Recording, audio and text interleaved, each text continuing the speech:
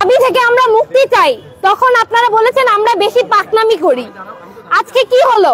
কালকে প্রাইভেটের ওপর ঢাবি সন্ত্রাসী কর্তৃক হামলা হলো। আজকে এর আগে আমাদের উপর হয়েছে। এর আগে আমরা বলেছি যে ঢাবি শেখ হাসিনার পরে যদি স্বৈরাচার বাংলাদেশে থেকে থাকে সেটা হচ্ছে ঢাবি এবং ঢাবি সন্ত্রাসীরা। আমরা দেখেছি যে জুলাই আন্দোলনে 18 তারিখের পর যখন হলগুলো বন্ধ হয়ে যায় তখন তথাকথিত ঢাবির মেধাবী শিক্ষার্থীরা যে যার মতো বাসায় চলে গিয়েছিল। আন্দোলনকে ত্বরান্বিত করেছিল প্রাইভেট বিশ্ববিদ্যালয় সহ ঢাকার 7 কলেজের শিক্ষার্থী এবং জাতীয় বিশ্ববিদ্যালয়ের শিক্ষার্থী সহ মাদ্রাসার শিক্ষার্থীরা। কিন্তু আজকে যে কমিটি তারা প্রকাশ করেছে সেখানে কোথায় প্রাইভেট বিশ্ববিদ্যালয়, কোথায় 7 কলেজ, কোথায় এনএসইউ, কোথায় ব্র্যাক, কোথায় জাতীয় বিশ্ববিদ্যালয়, কোথায় মাদ্রাসা, কোথায় আমার ছোট ছোট ভাই বোনেরা? আমরা এখানে উপস্থিত হয়েছি, আসলে এটা কোনো রাজনৈতিক প্রোগ্রাম নয়।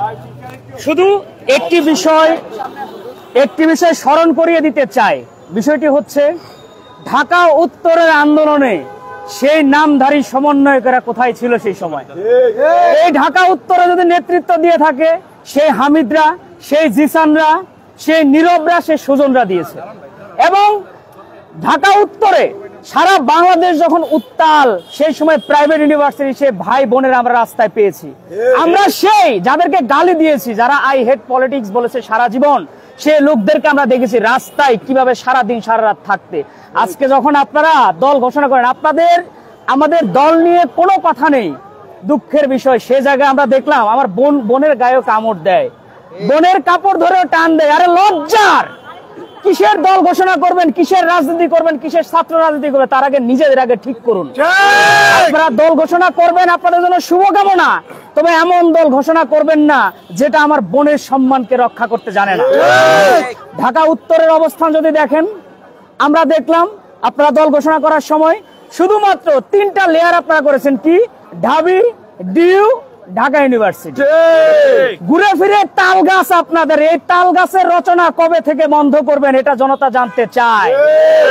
সারা বাংলাদেশ কি শুধু ঢাবি কেন্দ্রিকই থাকবে?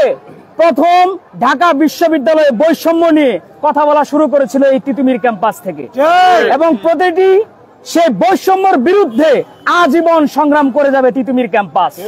যতদিন পর্যন্ত বাঙালির নিজেদের দাবি, নিজেদের অধিকার আদায় না হবে, আজীবন লড়াই করার প্রস্তুতি নিয়ে রাখছে তিতুমির। একই সাথে আবারও হুঁশিয়ার সংকেত দিয়ে আমরা জানাতে চাই, শুধুমাত্র নিজেদের স্বার্থ আদায়ের জন্য দল গঠন করবেন না।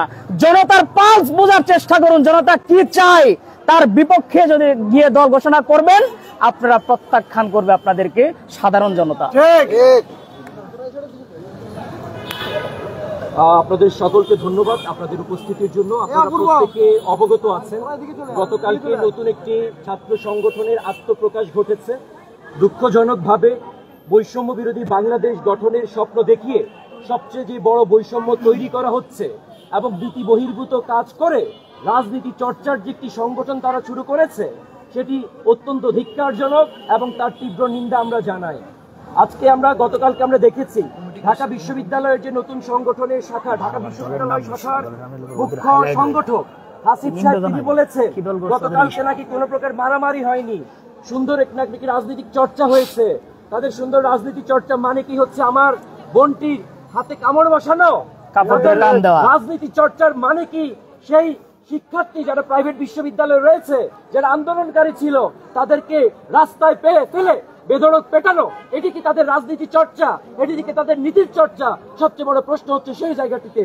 আজকে লক্ষ্য করুন, আমরা বিগত সময় আমরা জেনেছি মাসুদরা কখনো ভালো হয় না।